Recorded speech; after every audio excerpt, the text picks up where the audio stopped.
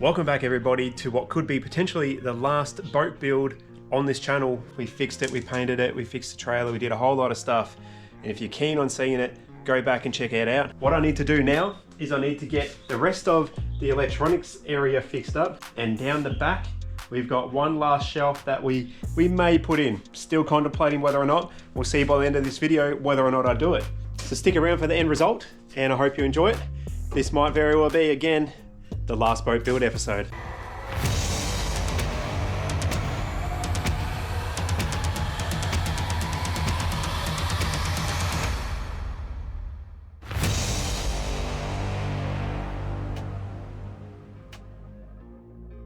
I've got this big fish net that I need to put somewhere, and I thought a really good ideal place might be in this back corner. So it's still reachable, but it's also out of the way of most of your casts and your fishing, and I don't have to lay it down flat anywhere. So other options it does actually fit up on the front of the boat. You can have the trolley motor up there, but you can still put this up there and it fits quite snug. What I've done is I've chopped off the bottom of this old fishing rod holder that originally was in there. And my idea is, if you look straight down in there, I might be able to have this so the fishing rod holder will fit straight in there. The fishing net is in. So I ended up just chopping the base of that off nicely. Then the fishing net sits all the way down. Generally it'd probably sit all the way into there. Nice and snug, not going anywhere. I'm not happy with the seating position of the height. So I've stuck in the old seat just to give you an idea of how high the old seat was. And I reckon the old seat was perfect. The new one, it just feels a little bit too high. Like I feel like I'm too high up and I'm not in the boat. I feel like I'm sitting on top of the boat. Here we go. So I should be able to just pull this up and out. Nice and easy. Now we should be able to just undo this. There we go. Take that out. You chop the top of that. Clamps down. Let's give it a bell.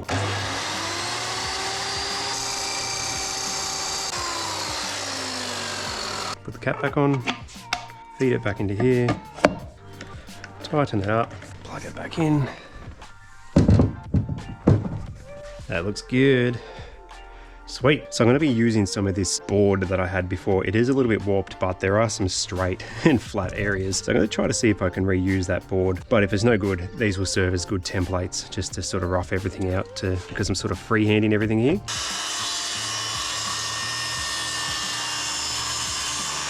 Looks really good on that side. And clean them up if they're good to use. All right, so idea, putting that in front of that. Not too wonky donkey. All right, there we have some rough cuts of those walls. Still not convinced I'm going to use these bits of wood or not. They are slightly a little bit warped because they've been in the weather with no protection. However, that looks pretty good. Those templates are pretty much spot on, exactly where I need them. Okay, so here's a bit of a progress update for the side console. I have used the alloy angle skeleton and I've put a few side walls and the top wall, and I've just put in a new centered wall here. I'm trying to plan to have tackle trays all in there. That's coming along really, really well. And over here, just behind me, I've got the rear shelf that I'm going to put in. I'm going to paint this and the side console at the same time, and then we'll carpet them up, pop them in, wire up the electricals, and that's it. Boat's done. We do have this big black side wall here, so I've got to think about what decals I could put on the side there. Coming together quite nicely, this side console here, electrical area here. This is just going to be an open shelf. Still need to trim a little bit off the top here because I am having it quite close to the driver's seat. So the seat, when it swivels, does nip this a little bit here. So we're almost done. We've just got one last thing to do before we can paint it, and that's design our little door here. And if all goes to plan, maybe, just maybe, I'll be on the water tomorrow with the boat. Let's see if we can get this one into action today. This jigsaw is the worst. I need to replace it. The bolts in here are stripped, so it can't even tighten up properly. It's not very safe. Not very safe at all. This was the recycled wood from the last boat flooring, I think it was. Yeah, the last boat floor, all recycled wood. What I'm trying to achieve here is just a nice, thick, single coat. I'm not coming back. All right, well, I'll continue this and I'll bring you back in once I'm done. Just ran down to Bunnings and grabbed some marine grade stainless steel bolts just for the seat. Also went over and grabbed another fuel line and a fuel fitting for the tank. It's the test. It's good to sit on. Yep. Imagine being the passenger, just sitting here, Probably smashing it to the best fishing spot that there is. Still waiting for the paint to dry, so I've got to get on the fuel line, and then that should be enough time for that paint to be, yeah, pretty dry, and then I'll spray paint parts of it black, we'll carpet it, and throw it in. Hopefully I bought the right one. Looks all right. Also said it was premium. I really don't know what was that premium about it. It was $2 more than the non-premium one, so it can't really be that premium. It disappeared. It's magical. Husband!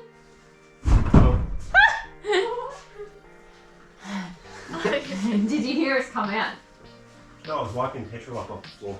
So we've got our slimline fuel tank that's going to sit right up the back, and we've got our hose fitting, which will fit on there nicely now. Clickety clickety clack. Take you for a walk. Let's go and sit this in the back. I put this little rail in there. Rightio, so I'm going to go and find a clamp and I'll bang that in there.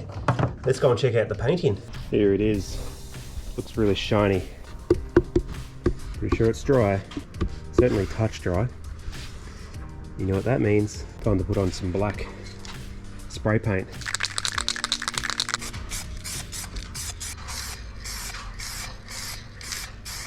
Gonna finish up the painting, then we'll get back to that fuel line. We'll mix and match what we're doing today to try to get everything done. I really want this boat done and ready for the water, and if I can, take it out tomorrow.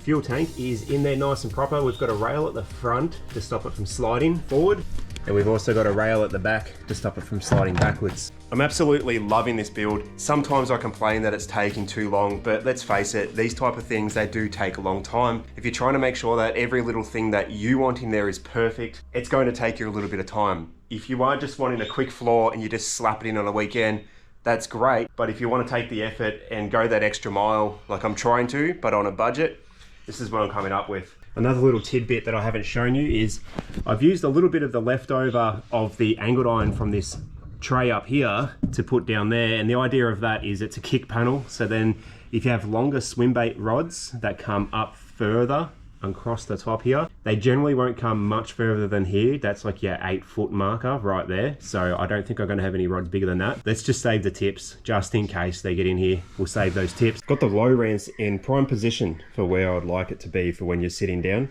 It used to be over there, which makes no sense because you're constantly looking side and forth. Really hated it, so this is where it's going to go, but I don't want it to be fixed here in a sense that I have to have screws in here. I don't want that. This bracket here, I 3D printed that because I only had one for in the kayak, and I didn't want to spend 30 bucks for another bracket, so I just 3D printed myself another one. So what I need to do here is I need to come up with something to allow this to pivot, because I want it to be able to pivot and face that way or that way. So I need something here, and I'm thinking a single point in the middle. Let's see what scraps I've got laying around and see what I can come up with to make that pivot in that spot. What have we got? Ooh. One of these would work really, really well. Ooh, ooh. Yes, got a couple of these. Yes, that'll work really, really well. Top through the wood. How do I stop it from falling down? Maybe a bracket of some sort. Maybe I chop that off there, weld that on there, and then I can pin that with some screws underneath. Let's get that sorted out.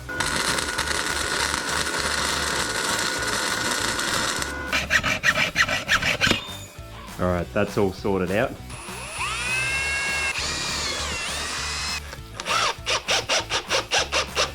Yes, look at that. Now it doesn't have to be too tight, and you can turn it. Good job. Sounder is in. There we have it. I figured I should probably check that the battery monitor for these are working still after it's been wired up and shoved all the way down there. 24-volt system, so what you do is you put both of your batteries in series. When you go in series, you connect your negative on one battery to the positive on the other battery. So you double your voltage, but your ampage stay the same. Perfect. Voltages 26.7. Now because they are lithium batteries, the voltages won't be 24, they'll be a lot higher. Okay. What that means is those batteries are working perfectly.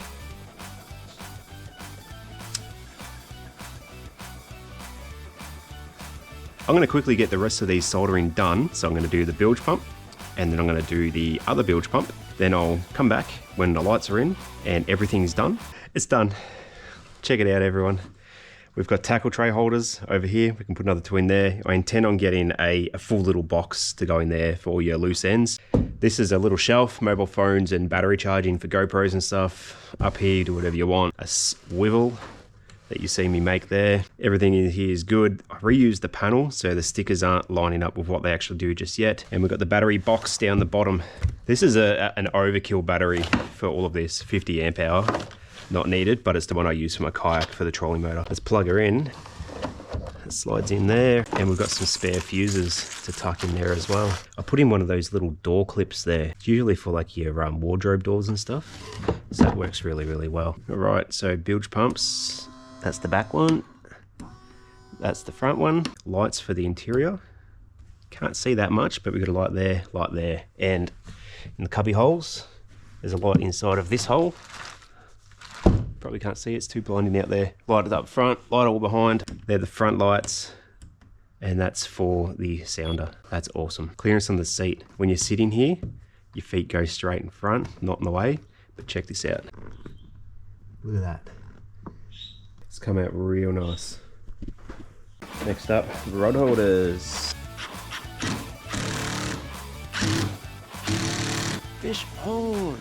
Fish on! Oh shit!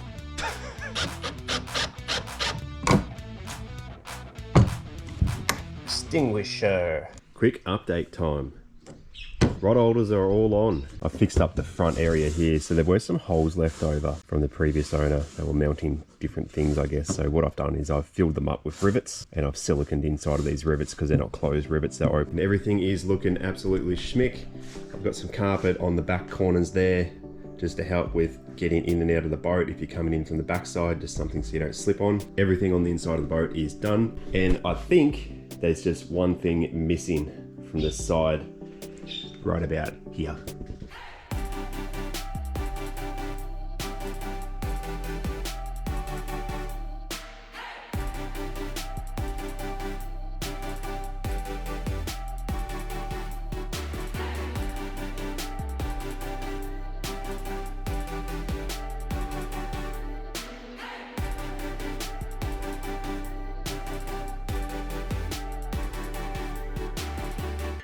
Well, there we have it. The boat is done. I'm tripping over shit in the fucking river. There we have it, everyone. The boat is absolutely 100% complete. 2 rods down under. Check it out. Let me know if you would have done anything different with this boat build, because this is the end of the boat build. Thanks to all you legends that kept watching these YouTube series of the rebuild. I really didn't know what I was doing, but we got there in the end. It is absolutely fantastic. Give me a thumbs up. Subscribe if you want to see more fishing content. And until next time, see you later, fella.